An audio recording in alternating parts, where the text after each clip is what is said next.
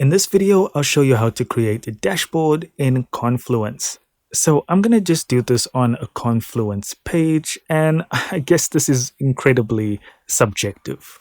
So the way I would go about making a dashboard in Confluence is to just do it on a page. And if you don't know how to make a page, all you need to do is click on create on the And if you don't know how to create a page, all you need to do is click on create on the top right and then click on page.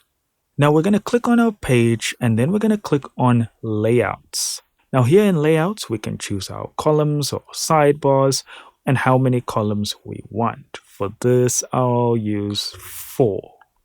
Now you'll see we have 4 columns where we can insert whatever we want. So we can do / and that'll bring up anything like tables or graphs or so forth. So let's put in a table here, for instance.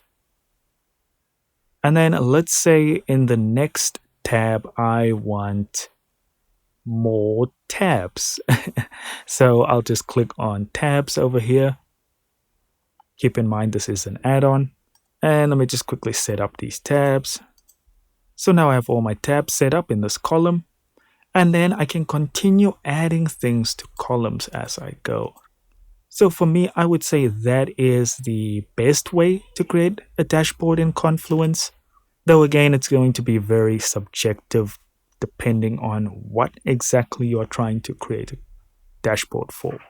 Guys, thank you so much for watching. Don't forget to hit like and subscribe, and I'll see you in the next video.